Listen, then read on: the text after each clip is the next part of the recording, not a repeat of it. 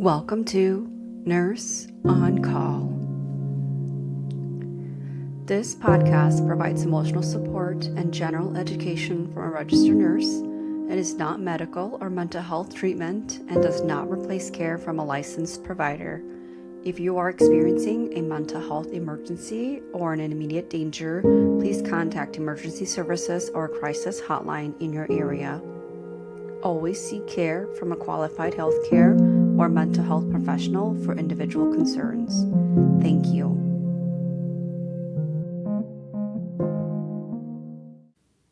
Hi everyone, welcome back. Today we're beginning a conversation about health anxiety. Before we talk about strategies, I want to start here.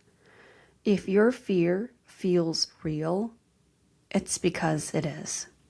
It's not imaginary, it's not dramatic, and it's definitely not attention-seeking. Real. So today, we're going to gently unpack why healthcare anxiety feels so intense and why your nervous system reacts the way it does. Take a slow breath with me before we begin.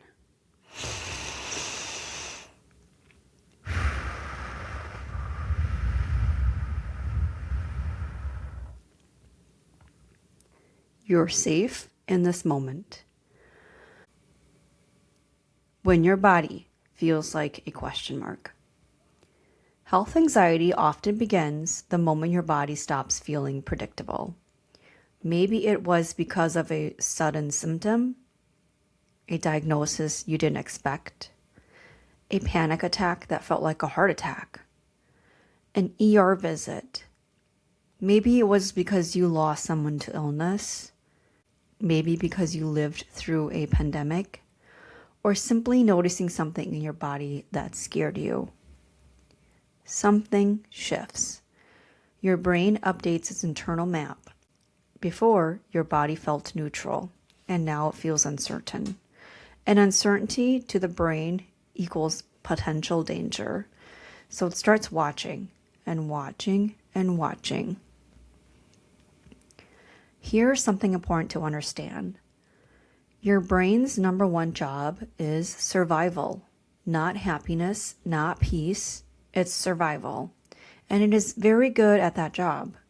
When your brain detects even the possibility of threat, it activates adrenaline, increased heart rate, heightened awareness, faster breathing, muscle tension.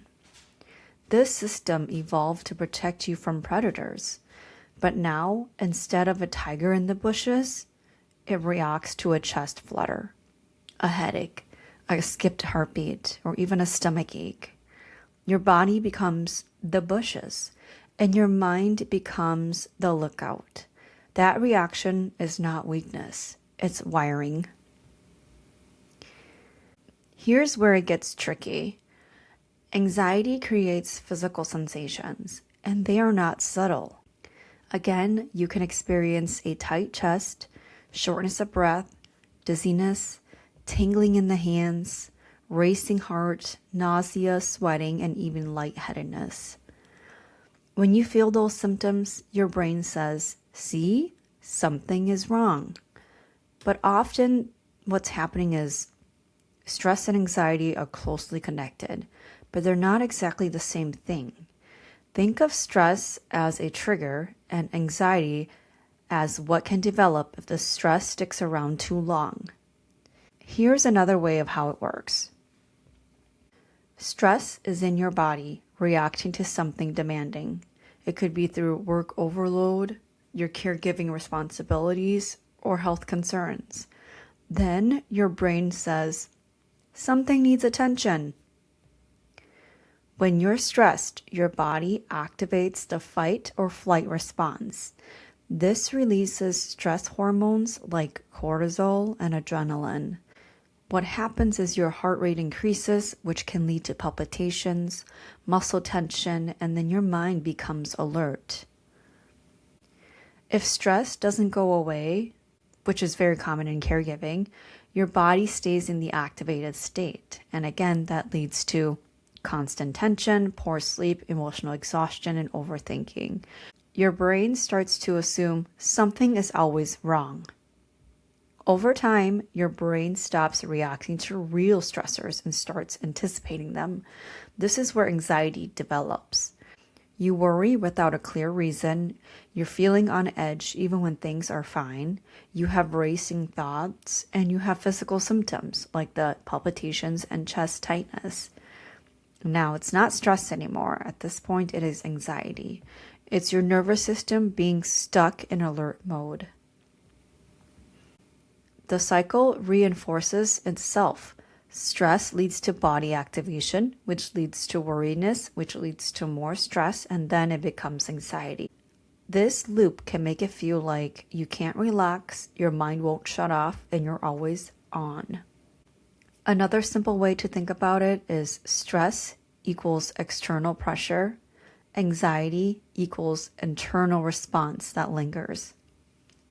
Your anxiety isn't random. It is your body trying to protect you after being under pressure for too long. Because the symptoms are physical, they feel medically serious. It doesn't feel like just anxiety. It feels like something real, because it is real. When your body feels unsafe, your mind becomes hypervigilant. You may cautiously check your pulse repeatedly, scan your body for changes. Everyone has done this, even myself, but be a Google doctor. Just kind of researching every symptom that you may feel, which then creates more anxiety. You may ask loved ones for reassurance. You may avoid exercise for fear of triggering something. You may struggle to fall asleep because nighttime makes fear even louder. You may wake up and immediately assess, how do I feel today? Instead of living in your body, you monitor it. That constant monitoring drains you. It steals your joy. It makes you feel like a threat instead of a home. But hypervigilance is not random. It's your nervous system trying to prevent a surprise. Health anxiety is especially strong when you've experienced something real. If you've ever been misdiagnosed, had a symptom dismissed, been told it's nothing, and later found out it wasn't, have you ever lived with a chronic illness or witnessed someone decline quickly? I remember a certain patient coming into the ER. He was 47 years old and normally healthy, the kind of person who rarely saw a doctor. His complaint seemed simple, persistent fatigue and shortness of breath that had started a few weeks earlier. He told the provider he thought it was just a lingering respiratory infection. It was winter, and the waiting room had been full of coughs and congestion for weeks. His vitals were mostly stable that day, slightly elevated heart rate, oxygen's just a little bit lower than expected, but still within acceptable range. His chest x-ray showed some mild changes that were interpreted as possible inflammation. He was treated for pneumonia and sent home with antibiotics and instructed to rest. At first, nothing seemed alarming, but 2 weeks later, Mark returned. This time, he looked different. His skin had a gray tone that hadn't been there before, and he moved more slowly when he sat down in the chair. He described a heaviness in his chest and said fatigue hadn't improved. In fact, it had worsened. Walking across the parking lot left him winded. His labs were drawn again. Some numbers were slightly off, but not enough to immediately point to something specific. The working diagnosis was that the infection had not fully resolved. Very typical. In a month, Mark came back. He did not look the same. He was pale, sweaty, weak, and had a hard time breathing, even at rest. A CT scan revealed what the earlier test had missed. It wasn't pneumonia. It was an aggressive cancer that had already spread through much of his lungs and into surrounding structures. The symptoms that had seemed mild and explainable weeks earlier were actually the early signs of a disease that had been progressing quietly. When Mark was admitted to the hospital, his condition declined quickly. His breathing became more labored. Oxygen support escalated from nasal cannula to high flow within days. His family sat at his bedside trying to process how someone who had been working full-time just weeks earlier was now critically ill. As nurses, moments like this stay with you. Medicine relies on patterns, probabilities, and the most common explanations first. Most of the time, that approach works. But sometimes the rare diagnosis hides behind ordinary symptoms, and by the time the full picture appears, the illness has already moved much farther than anyone expected. In the end, what Mark needed most wasn't just another test. It was comfort, honesty, and support for both him and his family. These types of experiences can contribute to a lifelong of anxiety for the patient and for his family. The mind's need for certainty. Here's another key piece. Health anxiety is often less about the symptom and more about uncertainty. The mind craves certainty. It wants guarantees. It wants control. But health is inherently uncertain. Even healthy people cannot predict every outcome, and that truth is uncomfortable. For someone with health anxiety, uncertainty feels intolerable. So the mind tries to eliminate by researching endlessly, seeking reassurance, and monitoring constantly. The more you try to eliminate uncertainty, the more your brain believes uncertainty is dangerous, and then the loop continues. Why just relax doesn't work. If someone has ever told you, just stop worrying, you probably felt misunderstood, because you would stop if you could. The anxious brain is not convinced by logic alone. It needs safety signals. It needs repetition. It needs calm experiences layered over time. Healing health anxiety isn't about forcing calm. It's about retraining the nervous system slowly and, most importantly, gently. As an ICU nurse, I often cared for patients who were intubated, which means they have a breathing tube in, and they were unable to speak because of the tube. Many times I would hear staff say to patients, "Just relax." That phrase always bothered me. I carry a deep sense of empathy, and I know that level of empathy can be different for each person. When I would imagine myself in the patient's position, unable to speak, struggling to breathe, surrounded by unfamiliar equipment and the ongoing alarms, I knew hearing "just relax" would likely make me feel more anxious, not less. Because of that, I chose a different approach. Instead of saying "just relax," I would go directly to the patient, position myself where they could see me clearly, and look them in the eyes. I would then calmly explain exactly what I was about to do and count through the steps so they could anticipate what was coming. Then I would place my hand gently on their shoulder as a grounding, reassuring presence. That simple connection, clear communication, eye contact, and therapeutic touch almost always helped ease their anxiety. In my experience, patients respond far better when they feel seen, informed, and supported rather than simply told to just relax.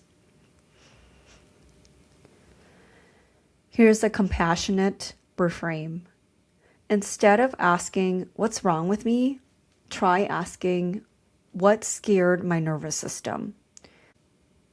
That question shifts everything, because now you're not broken. You're protective. Your brain is overprotecting you, and overprotection can be softened, not through shame, but through compassion. You don't have to eliminate anxiety overnight. Start with moments when fear rises. Try slowing your breath, extending your exhale, putting your hand on your chest, saying quietly, "I am safe right now." Most health anxiety lives in the future. Safety lives in the present, right now, in this moment. Are you safe? Pause and notice. Most likely, yes. And that matters.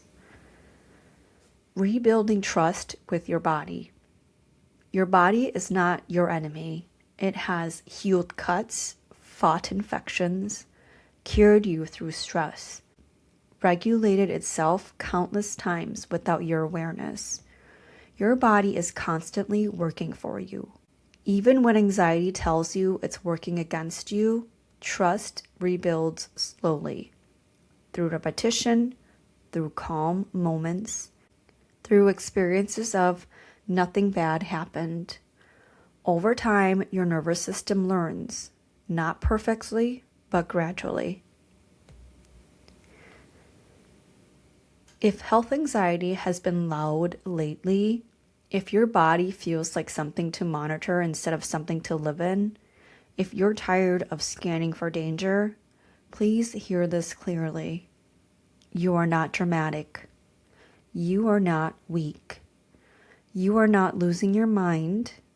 You have a nervous system that learned to protect you, and it learned a little too well. But what was learned can be softened with patience, with support, and with gentleness. You deserve to live in your body without constant fear, and even if that feels far away today, it is not unreachable. One breath at a time. Care for your body with kindness. Gently speak to your nervous system. And remember, your fear makes sense even when it feels overwhelming. Please be kind to your mind and even kinder to your heart. I'll see you next week. Nurse on call.